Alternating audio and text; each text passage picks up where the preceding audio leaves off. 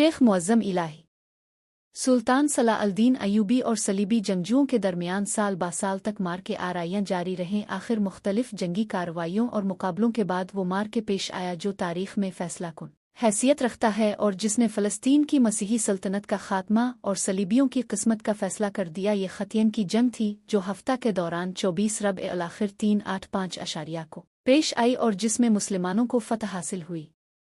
मसीही लश्कर के चीदा और मुंतखब जवान मर्द कैद कर लिए गए। यरूशलम का बादशाह गाई और उसका भाई का रीजी नालिड और बड़े बड़े ईसाई शुरफा गिरफ्तार कर लिए गए। बाकी फ़लस्तीन के तमाम ईसाई बहादुर और शहसवार मुसलमानों के पहरे में थे। मसीही लश्कर के मामूली सिपाही पैदल और सवार जो जिंदा बच्चे थे सब मुसलमानों के अमीर हो गए। एक एक मुसलमान सिपाही 30-30 ईसाइयों को जिन्हें खुद उसने गिरफ्तार किया था खैमे की रस्सी में बांधे ले जाता देखा गया। टूटी हुई सलीबों और कटे हुए हाथ पांव में मर्दों के ढेर इस तरह लगे थे जैसे पत्थर पर पत्थर पड़े हों और कटे हुए सर जमीन पर इस तरह बिखरे पड़े थे जैसे खरबूजों के खेत में खरबूजे पड़े नजर आए। मुद्दतों तक जंग का ये मैदान जिसमें ये खूनी लड़ाई हुई थी और जहां बयान किया जाता है कि 3000 आदमी मारे गए थे, मशहूर रहा कि एक साल के बाद हड्डियों के तौदे और ढेर दो रस्से लोगों को नजर आते थे और जानवरों के खाने के बाद टुकड़े के बच्चे थे वो भी मैदान जंग में जाबजा पड़े दिखाई देते थे। इस फतह के साथ ये वाकया भी तारीख में यादगार रहेगा जिससे सुल्तान की दीनी हमियत और कुव्वत ईमानी का अंदाज़ा होता है।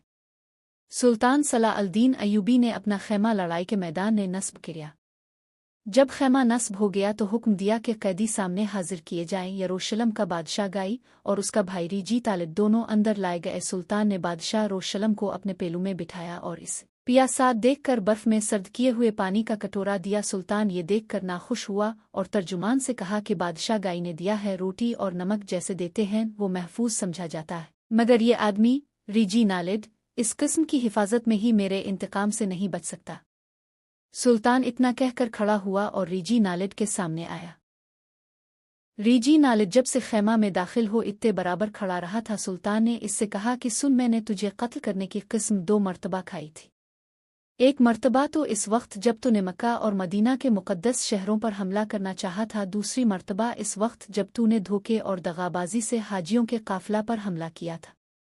जब उन बेकिस हाजियों ने तुम इंसानियत विशराफत की दरख्वास्त की तो तुमने गुस्ताखाना लहजे में कहा कि अपने निब नौज़बाल्ला से कहो कि तुम्हें रिहाई दिलाई। ये फिक्रा जब सुल्तान सलाह अल-दीन अय्यूबी तक पहुंचा तो इसने किस्म खाई थी कि अगर ये बेअदब और गुस्ताख मेरे हाथ आएगा तो अपने हाथ से इसको कत्ल करूंगा। सुल्तान ने रीजी नालिद से कहा कि देख, अब तेरी बेअदबी और गुस्ताखी का इंतकाम लेता हूँ। इतना कहकर सुल्तान सलाह अल-दीन अय्यूबी ने तलवार निकाली और जैसा कि अहद किया था रीजी नालिद को अपने हाथ से कत्ल किया। जो कुछ रमक बाकी थी इसे पहरे दारों ने आकर ख़त्म कर दिया। बादशाह गाई इस कत्ल को देखकर लरज़ गया और समझा कि अब इसकी बारी आएगी। सुल्तान ने इस इत्मीनान दिलाया कि बादशाहों का दस्तूर नहीं कि वो बादशाह को कत्ल करे। तुम्हारे भाई ने बार बार अहद शिकनी की थी, अब जो कुछ गुजर गया गुजर गया। एक रवायत है कि सुल्तान ने रीजी नालिद को तलब किया और कहा कि लो, मैं रसूल अकरम की शान में गुस्ताखी का इंतकाम लेता हूँ।